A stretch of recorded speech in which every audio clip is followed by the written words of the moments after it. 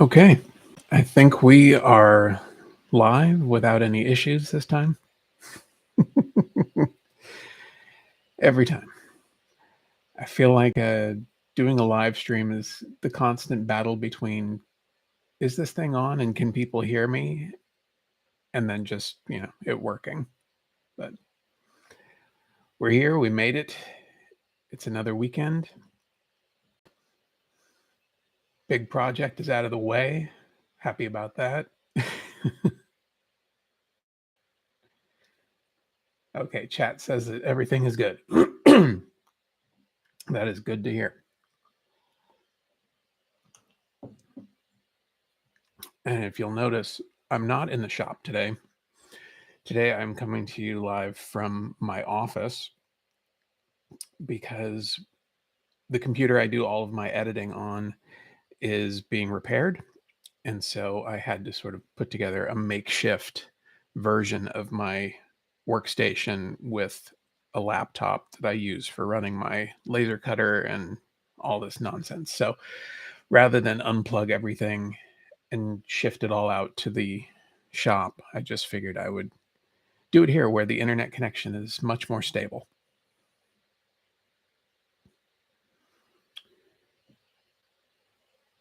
Thank you, Carrie. It's crazy to think that I've been doing this for 3 years now. Had you asked me 3 years ago, I would have told you that YouTube is probably the last thing on my list that I would think to be doing for work, but here we are. Yes, Cherry Grove Cemetery. There's one here, and there's also one here. The one that you can't see is much smaller.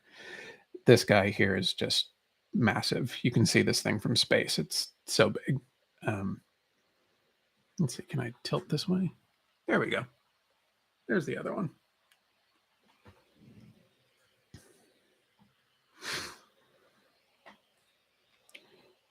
Giving it a little time to let people get here.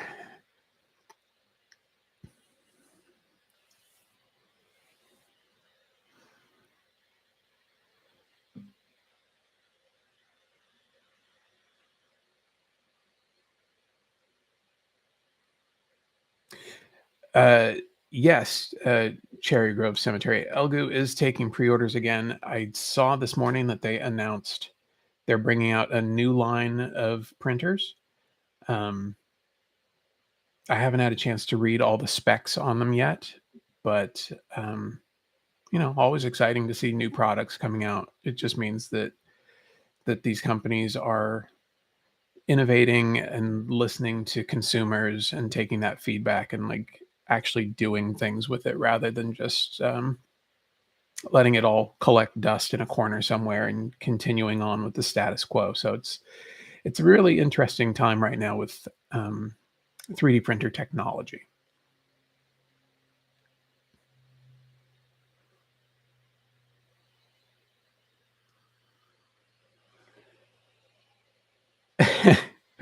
Laura, I don't know about it being time to party. It's 9 o'clock in the morning. I'm 1.5 cups of coffee and I'm barely standing upright.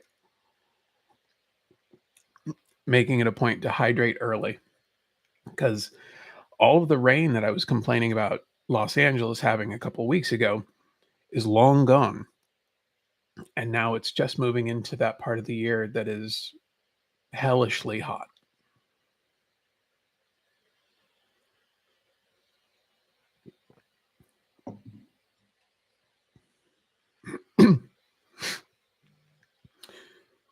All right. Well, we're 5 minutes in, and I feel like now's as good a time as any to get started sort of fielding questions and talking about the Haunted Mansion door project with Neil Patrick Harris and anything else that you may think of while I'm talking into the void.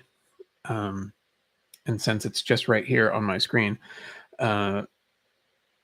Ray Mitchell in chat is asking what my thoughts are about upcoming projects I'll do on the channel, any Halloween projects or props. It's so hard to say. I've really been trying to schedule out what videos will be coming out, what projects I'll be working on. But I've found it really challenging to like get regimented about scheduling projects and what I want to do. And sometimes it's just about like whether or not I can do it within the time allotted. Because as you know, I've told you guys in the past, when you see a video on Saturday, I've spent that week prior making the video and editing the video and doing voiceover and whatever. And so all these projects are happening in real time.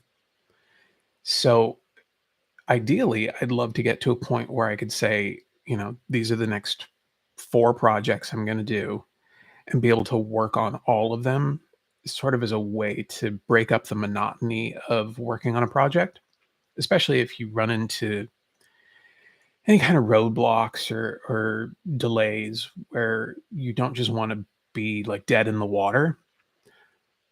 But I just haven't been able to really, like, wrap my head around doing that. I'm not particularly great at multitasking, um, and kind of have a short attention span sometimes. So I have to kind of really work on staying motivated towards finishing a project, but that also means that I shouldn't say I can't. I don't let myself kind of think long term, and I really should be. So, um, the long answer to your question is that I have a list, but that list doesn't necessarily guarantee that I'll actually make a video about that particular project. Like there's stuff that have been on my list since like year 1 that I've never gotten around to doing. And it's just because I'll look at the list and go, you know, like if it's not exciting to me at that moment, then there's just, you know, no real motivation to do it. So it's constantly changing. Um, and as the channel grows and as sponsorship opportunities present themselves, sometimes things kind of get shifted around. And so the long answer to your question is I don't have a real sense of what I'm going to be doing week to week. So it'll be as much of a surprise to me as it will be to all of you.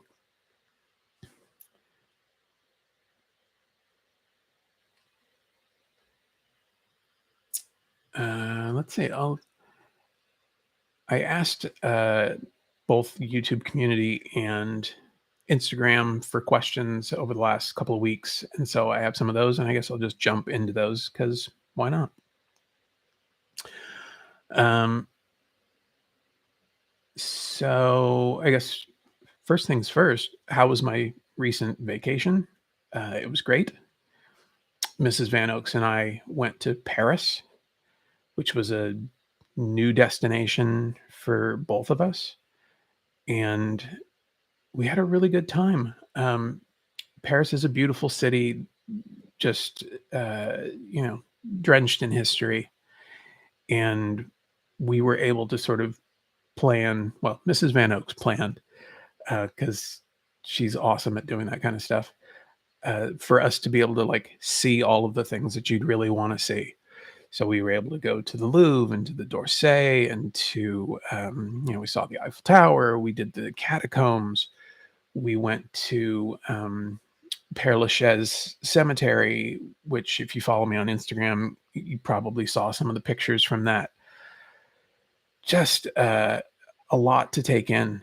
The only real problem with the trip was the time change, and you know, we just got back this past Monday, and we both are still feeling the effects of jet lag. So um, it's almost like a look into the future because by 8 o'clock every night we're both like ready to go to bed. So, but outside of that, it was a good trip. We we definitely got in our steps because we pretty much walked everywhere because that is what you do in a city like Paris. Um, Am I going to Midsummer Scream? Am I teaching anything? Yes, I will be back at Midsummer Scream this year, um, with my friend Lydia, teaching workshops on the show floor. We haven't quite determined what we're going to be teaching yet. We'll definitely be doing tombstones because people really like tombstones and they're fun to make. And there'll be, a few other classes. I think typically we've done 3 or 4 different classes every day over the weekend. So, yeah, it should be fun. It is one of those things where I kinda have to work up the courage and excitement to do it. Um, and then once I'm there doing it, I feel a lot better about it. It's a lot easier to do YouTube videos because the camera isn't a person. And, if I say the wrong thing or goof up in some way or another, I just get a chance to do it again. So, um, yeah, it's an interesting animal. I have a love-hate relationship with it, but I do enjoy getting out and seeing all of my, Halloween friends and meeting new people. And, you know, as a result of doing YouTube for the last 3 years, I have an opportunity to, like, meet some of you, um, which is always great because you guys are like, "Let me show you pictures of what we made based off of videos," or "Here's some other stuff that I made because I felt encouraged to do so." And that stuff is amazing to see. So that said, if you are coming to Midsummer Scream, Horror and Halloween Convention in Long Beach this year, find me on the show floor. You know, don't feel like you're interrupting. I love talking with all you guys. I think it's great. Um, the time change between Los Angeles and Paris is 9 hours, so it's it's a shift. Um, yeah, the upside is as we flew back, we at least picked up that time, so it wasn't like we end up losing a travel or losing a day because of travel. We kind of gained back half of our day. Let's see. So, was there a certain video that just took off, and that was the point you realized that this YouTube thing might just work?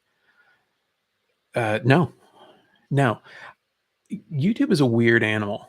Um, the odds of a video going viral and having like massive growth and success in a really short amount of time is um, pretty rare now because there's so many people doing it and there's so many other platforms where different things are happening. So for me, you know, and I've told the story before, like I started making YouTube videos at the beginning of the pandemic to have something to do, and I happened to be unemployed at the time. So it was kind of just maybe if I make some videos and show people um, what I can do, that maybe that will be an opportunity to get some work or something along those lines.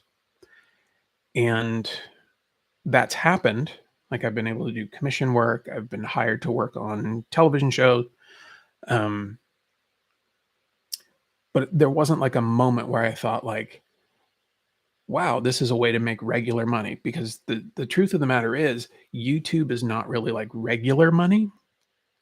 YouTube is one aspect of a much larger operation, for lack of a better term. And the reason for this is that when you release a YouTube video, the folks at YouTube get to determine what your content, what your content's value is to advertisers. And the creator doesn't have any say in that conversation. And so I could put out a video that I think will do extremely well, but I won't be able to monetize it in a way that is really meaningful. And so it's kind of hit or miss. And some videos can perform really well, and get, thousands and thousands of views, but it doesn't actually add up to a lot of money. But what YouTube does afford is the opportunity to partner with brands to make content featuring their products and things like that. I mean, you guys have seen the sponsored videos that I've done. And so those opportunities make this a bit more viable as a job. But you need to kind of have a constant flow of those types of opportunities to make it sustainable. So I guess the answer to the question is it hasn't happened yet, but it could happen any day. And I honestly don't look at YouTube as being like the sort of silver bullet to like a career. I think it's just one part of a much larger ecosystem of things to earn money doing the things that I enjoy doing.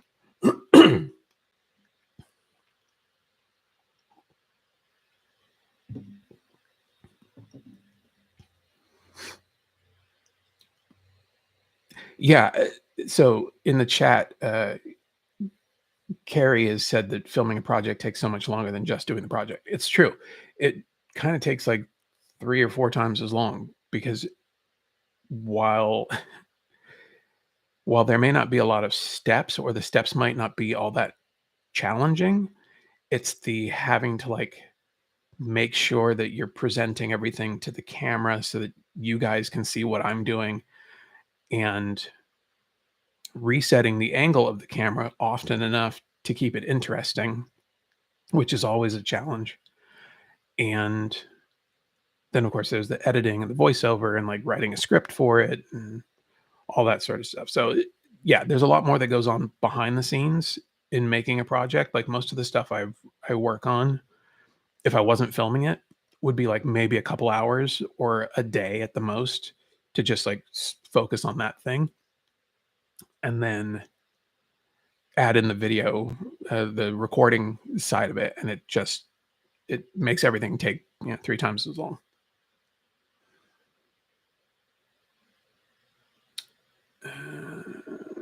Let's see.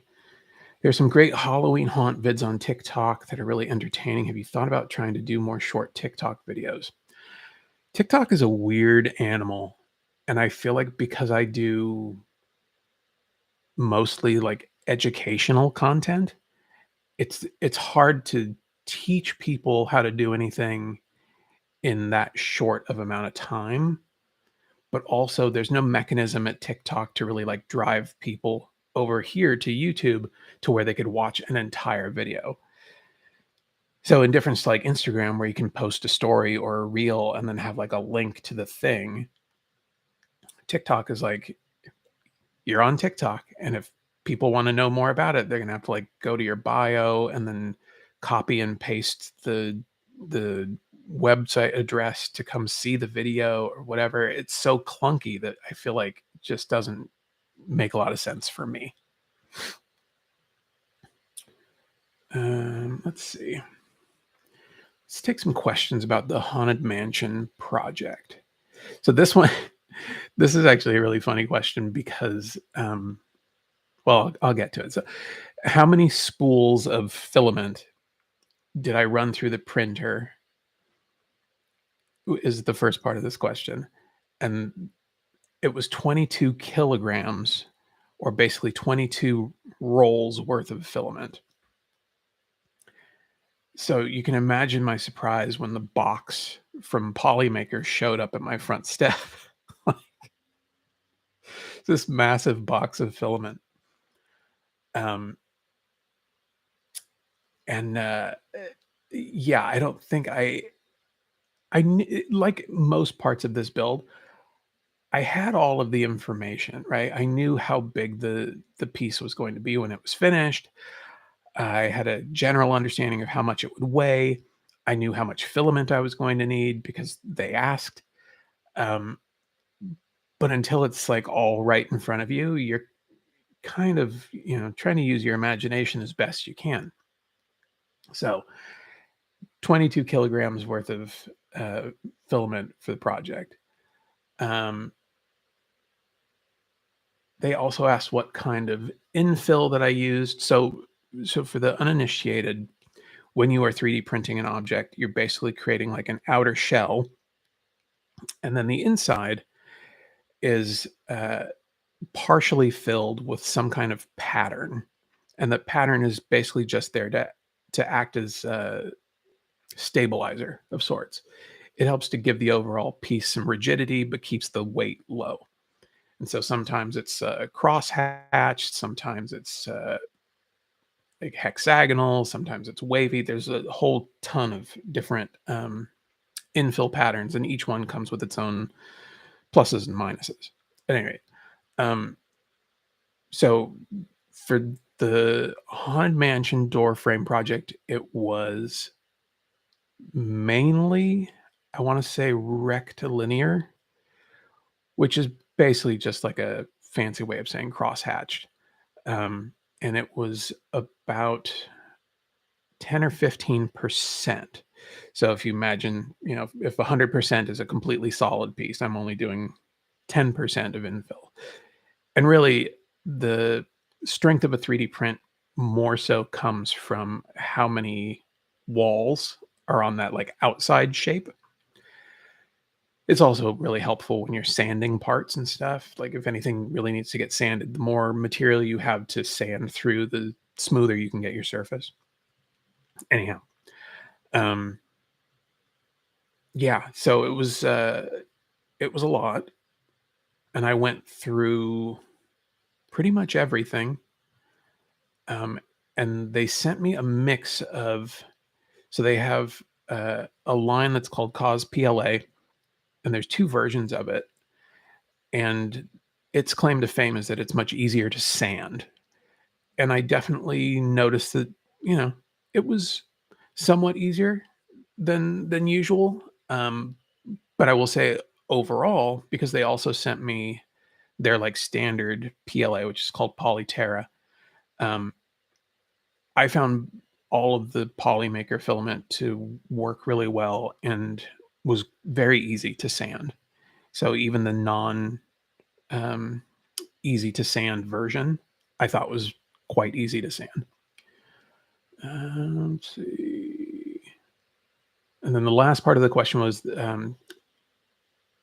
basically asking about the overall weight of the piece.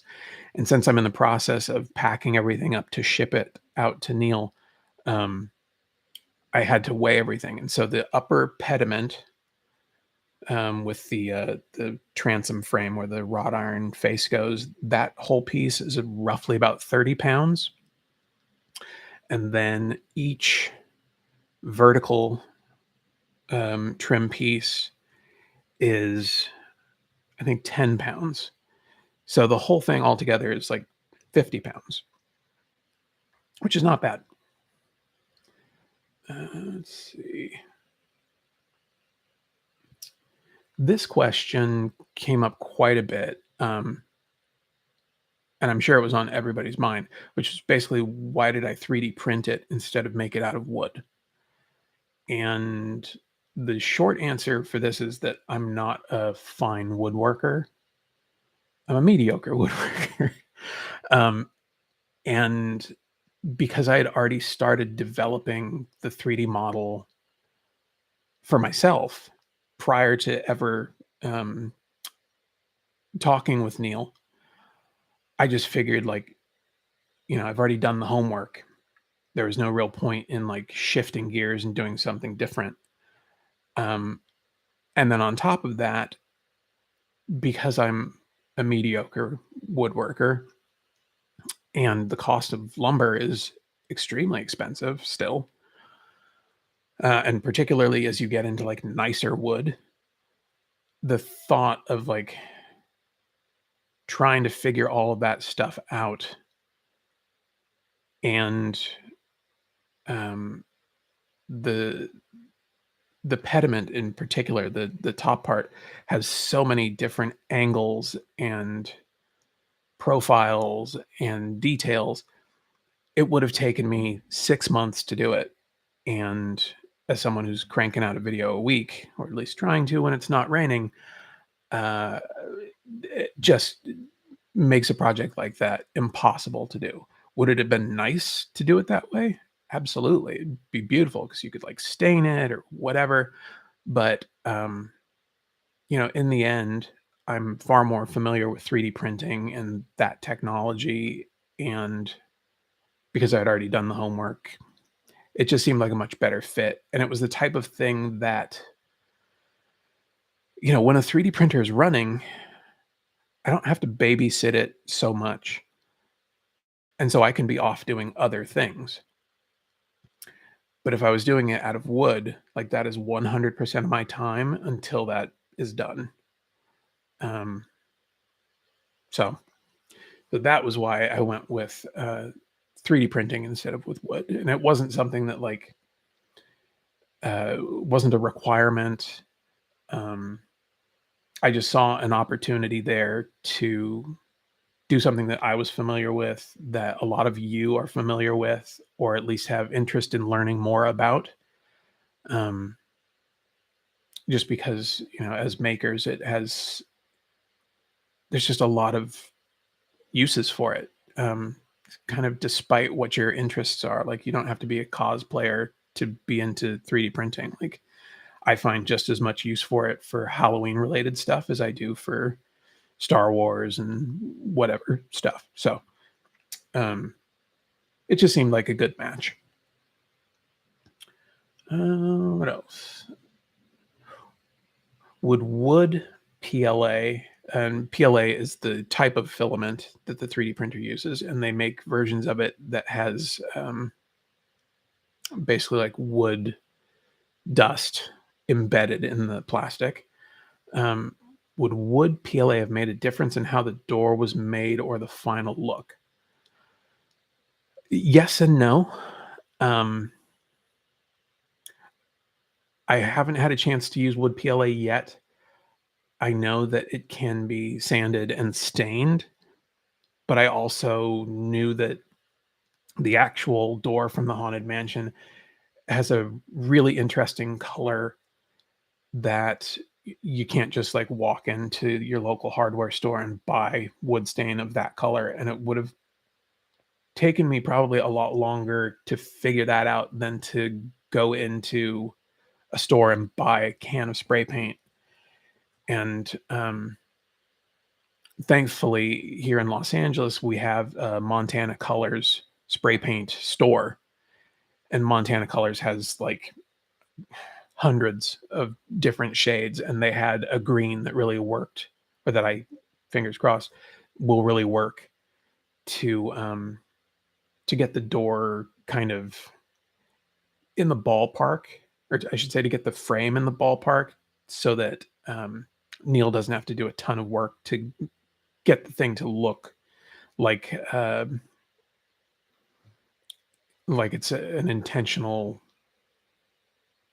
color combination. I guess kind of a clunky way of saying it, but um, I just knew that there was going to be no way that I was going to match the color of the door, especially because like I saw the door at the auction here in Los Angeles, and even my pictures of it, which were all taken with the same camera under the same lighting, the door color looks different in almost every picture. So outside of like going there with a color booklet and being like, it's, this color, and then going to the store and trying to find paint to match, it's, I thought was as good as it's going to get based on the distance between me and the door. And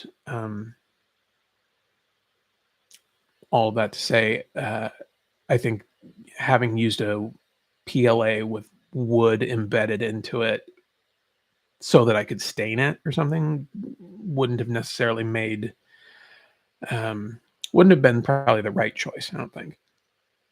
Also, once you stain something, there's oils and whatnot in there, and if you wanted to then paint over the top of it, it would have really been a pain in the butt.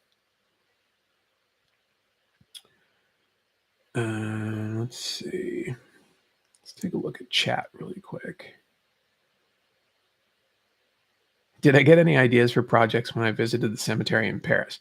Um, yes, no. Here's the thing about Père Lachaise Cemetery.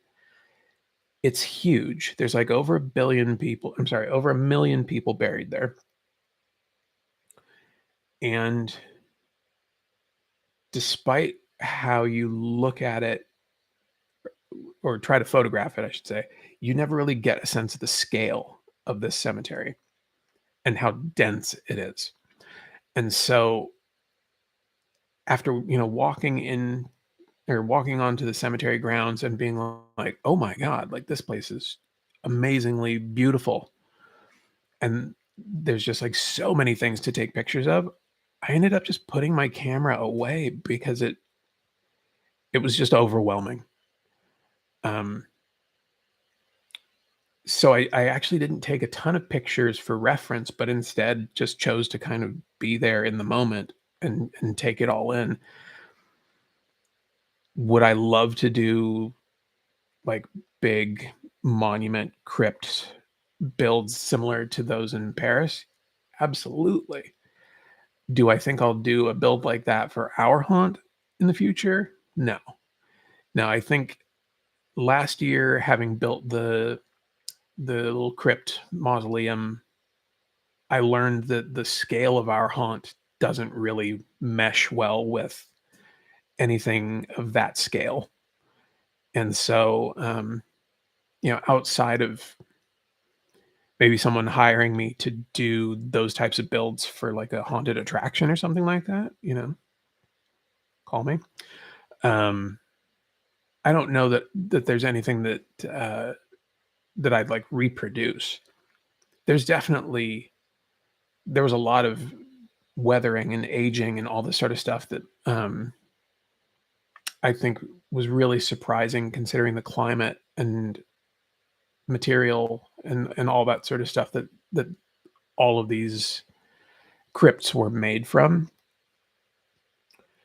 But that's the kind of stuff that you just sort of like throw in that memory bank and pull out at a later date to be like, oh, what would look really good here is like, remember that crypt that we saw that had, this type of weathering and everything looked really eroded and this or that. So, not necessarily like a one to one reproduction of anything, but definitely some like textures and aging and things of that nature will for sure show up in stuff that I make in the future. Let's see. Can you use Bondo for fill and sand, or will the Bondo dissolve and soften the PLA? I use Bondo, the like air dry spot putty. I use that on a ton of stuff. Um, as far as using like actual body filler, like two-part body filler, um, I think you'd have to put it on really thin, and I also think you'd have to thin it with something to help it get into the recesses of your 3D prints. But I would be curious to know what I think it's an exothermic reaction. It heats up as it cures. I'd be curious to know how that impacts the 3D printed parts and if you experience any kind of like distortion as a result of the heat that's created by the curing process. But yes, like Disturbed Llama said, Bondo glazing putty with a bit of acetone, absolutely. It helps it flow into all of the low spots and fills things up. I think it's a big misconception. People always assume when you apply any kind of like body filler over the top of a printed part is that you're trying to create like a new top surface. And that's not exactly true. You're looking to fill the low spots to bring those up to even with the rest of your top surface. Um, Trying to create a new top surface is just going to introduce new um, issues and distortions to your printed part.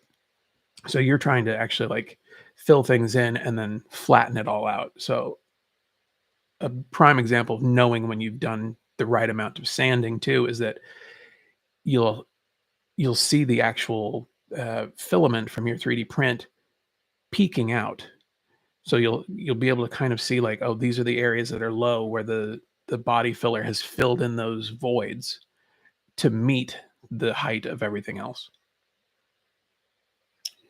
Let's see. What are my thoughts on the new Haunted Mansion movie? It's not out yet. So, like, I finally, Mrs. Van Oaks and I finally, as we had coffee this morning, watched the trailer.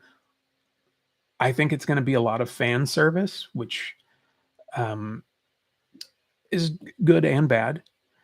Sometimes it can be a little heavy-handed, um, but I feel like it could be a fun movie. I mean, it'll be visually interesting if for nothing else.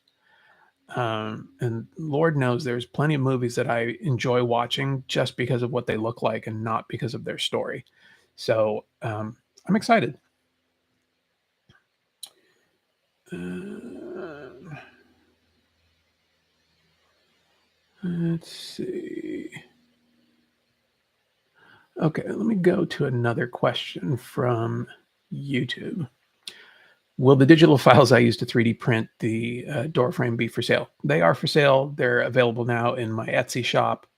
Um, if you go to the final video in the series and look in the description, there's a link to the files if you want to buy them and print your own.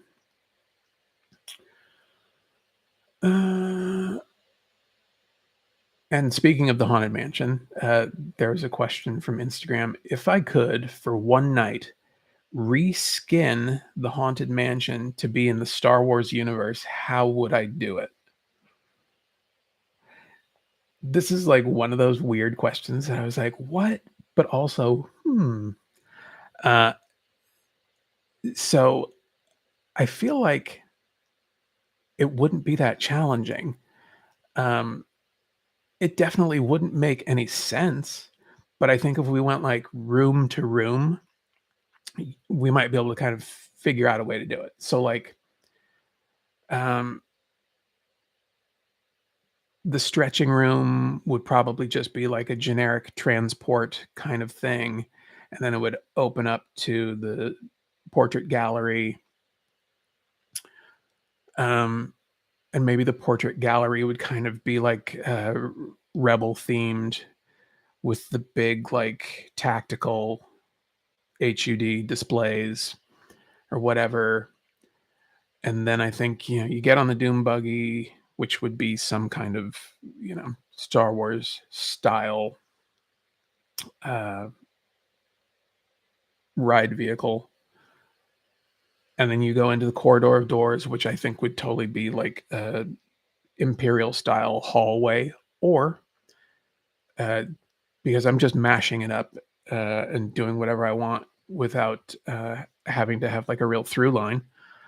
Maybe it's like Hoth, like the hallways in Empire Strikes Back that are like cut out of the snow with like doorways, and things would open up and you'd be able to like look inside and see maybe like clips from the movie replaying. So like maybe as you go past one door, again, this is all completely not working within any timeline. Like maybe one door is like Princess Leia asking Obi-Wan for help through R2D2, and you kind of like see that, and then a door closes, and then maybe a next door is like C3PO and R2D2 getting onto the escape pod or whatnot. So, like something like that.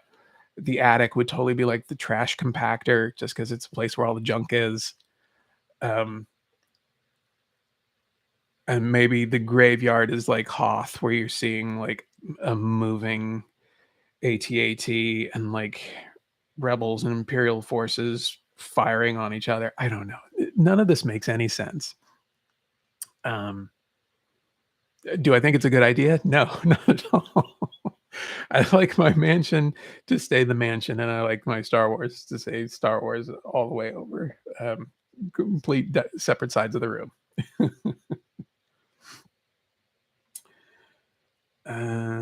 Take a question from chat. You know those character statues often found at mini golf courses, usually a lumberjack or whatever. How would you go about making something like that that would survive outdoor climates? Um, I'd probably make it out of foam and then fiberglass it.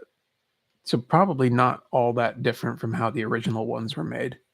I feel like not that long ago, I watched a documentary on someone that was trying to save all of the old ones where, they were like still in existence.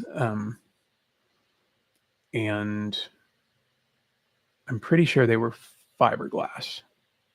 I could be wrong though. But that, if you wanted to make one for a mini golf course or a haunt or whatever, I would say, yeah, sculpt it out of foam, uh, coat it with like aluminum foil or something like that to keep the foam from melting when you brush on the fiberglass epoxy and fiberglass mesh, and then you have to gel coat it on top of that. You know who has a great video on this is Hollywood Haunter. They made a replica of the Castle Grayskull for their son's bedroom, like a life size one that, or not life size, but it's they made it like part of a bunk bed.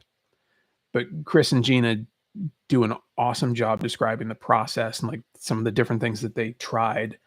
Um, so I would absolutely go and watch their video. I want to say it's not that old of a video, so it should be pretty close to the top of their more recent videos.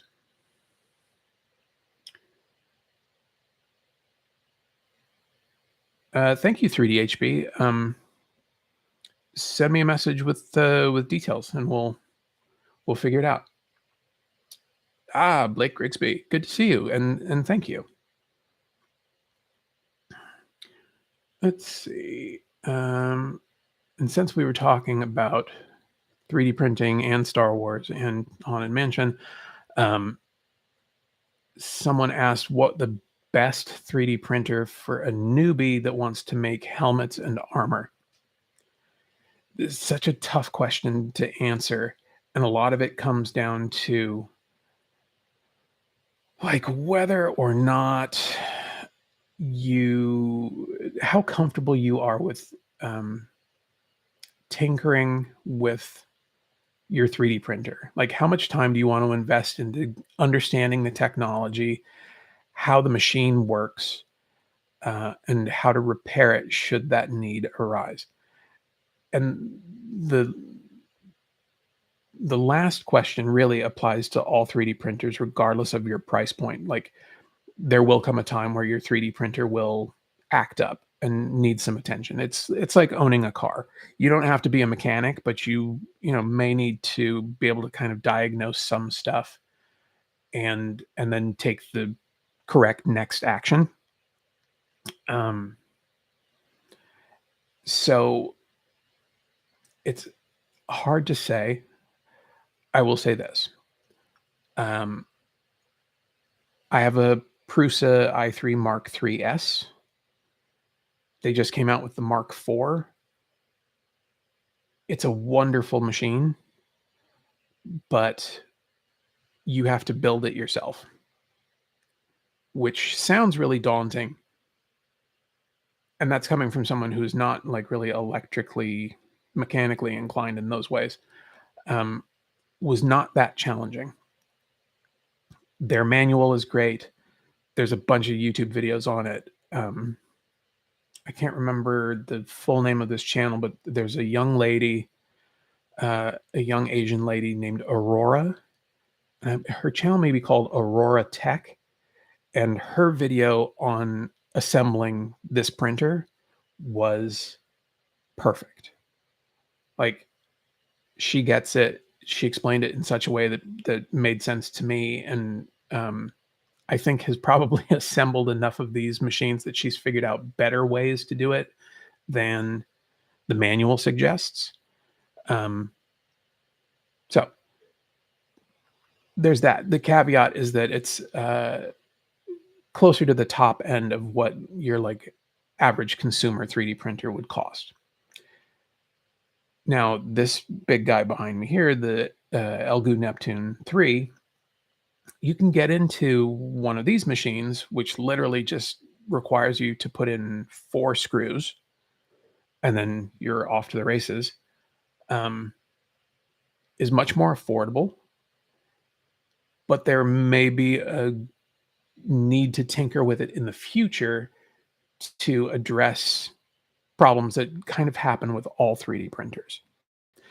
And so the difference in this case would be that, like with the Prusa, because you've assembled it, you're a bit more familiar with where things are, or you can at least um, remind yourself where those things are. And so it won't seem quite so foreign when that time comes, which it eventually will come. It's just sort of the nature of the beast. You have to maintain these machines in order to keep them printing well. Whereas with something like the Neptune, which is really sort of designed to be kind of plug and play, you don't have to do a lot to get it set up. If something goes wrong or things aren't working as you think they should, diagnosing what those problems are and how to get to those things to fix them might be a bit more challenging. So it's the short answer is all these printers work based off the same technology. Um, Space and size and budget will always be major deciding factors in any 3D printer purchase you make. I will say this, putting together a printer made me feel a lot more comfortable about whatever um, whatever maintenance I'll need to do on it in the future.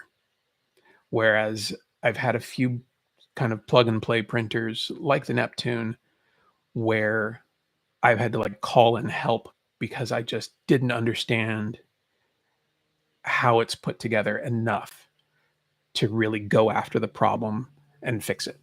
So I know it's probably not all that helpful, but you know, every printer will need some TLC. It's just like the name of the game. Let's see. I'm sorry, Susan. I know that it's not helpful to tell you these things, but um,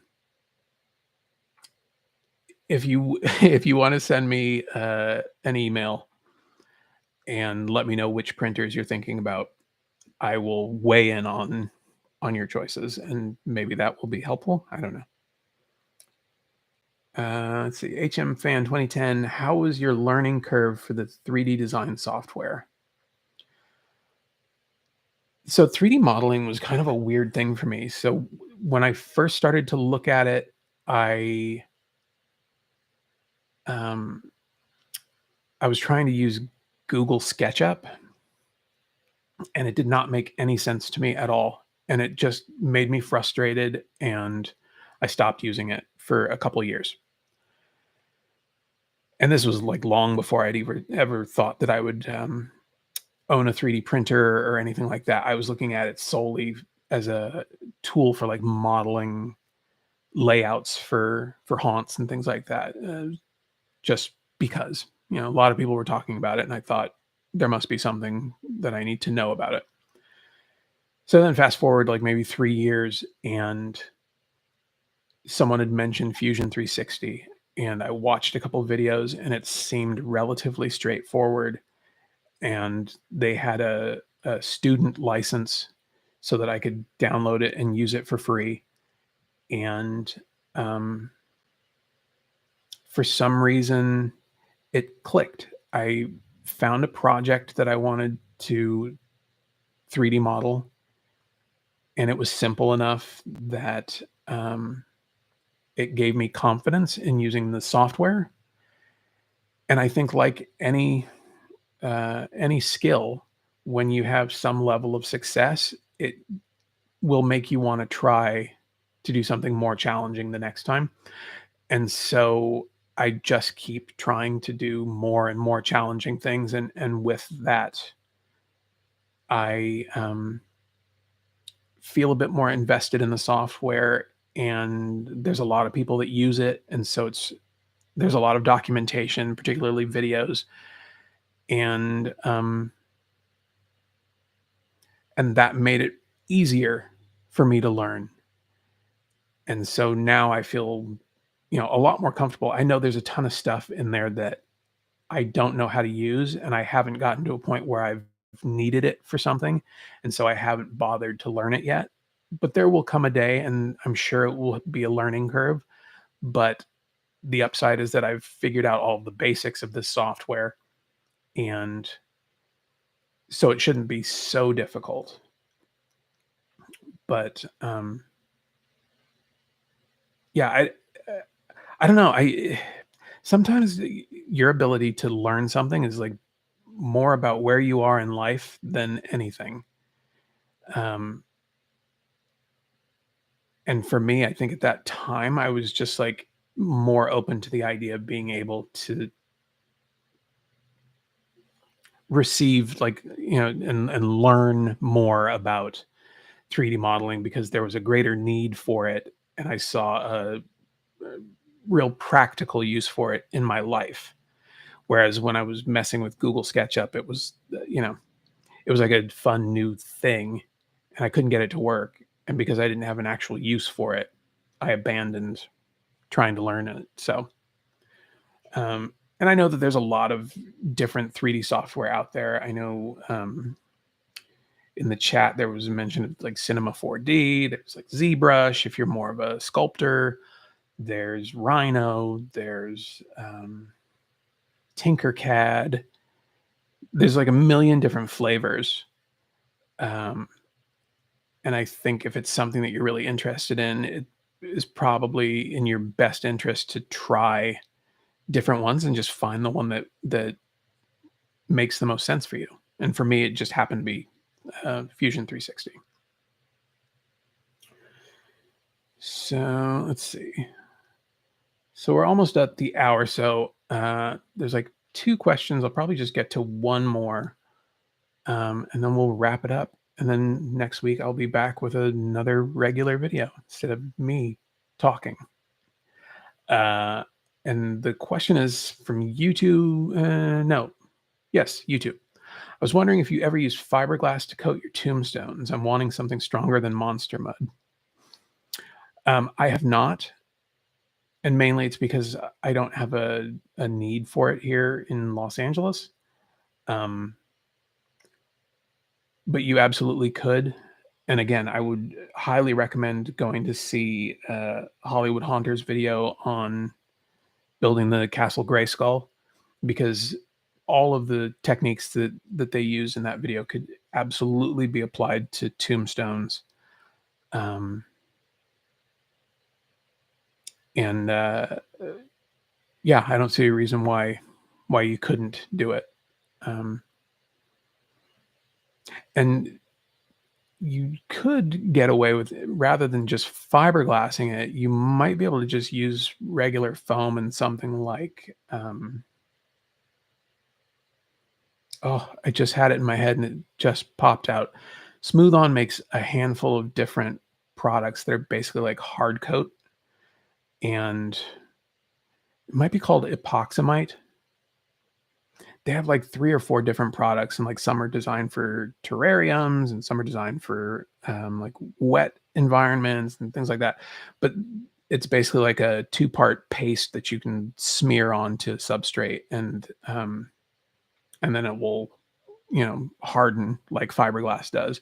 But it saves you the trouble of having to like coat it with something to prevent the thermal reaction from melting your foam if you make your tombstones out of foam. Um, and yeah, so it's like, it might be a little bit more expensive or whatnot, but you're cutting out like 3 steps and all of the associated costs with those steps. So it might be something to look into if that's what you want to do, if you need something stronger than just monster mud. Okay, 5 minutes. Um, let's see. Have I ever thought about getting out of California? Yes, all the time. There's a lot of people here. There's a lot of traffic here. Everything is very expensive. If you're considering moving, don't. Let's see. Um, check for any last questions from chat. Do, do, do, do.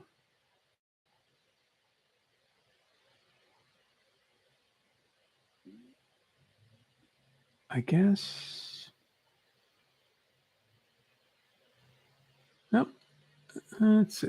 Oh, here we go. Is there a dream tool that I would like? Gosh, that's a good question. I don't know. It's yeah.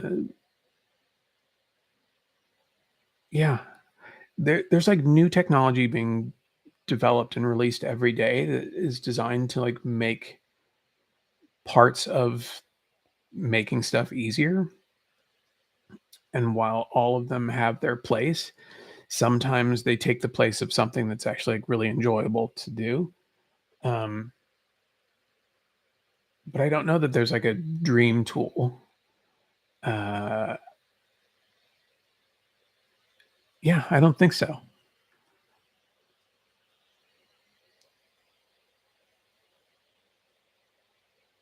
Okay.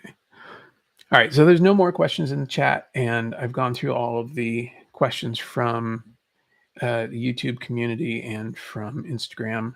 So I think now is probably as good a time as any to wrap up the live stream. Thank you all for joining me, coming to hang out with me this weekend. Um, I'm sorry there wasn't a regular video, but I promise I will be back next week with a regular video. I have a couple things that I've been pushing around my shop for far too long that just need to get finished. And so we're going to go through some of those. They may not be as much a tutorial as they are just sort of a join me as I build this thing so that I can clear off space from my workbench.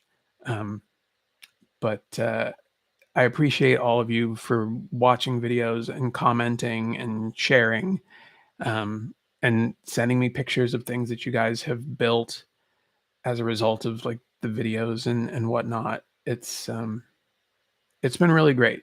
That was the one part of all of this that I really didn't expect to happen, and um, and you guys have really shown up in that way, and it's been pretty amazing.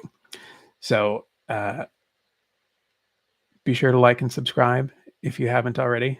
I'm sure all of you know this spiel. And most importantly, go make something. And I'll see you guys next week.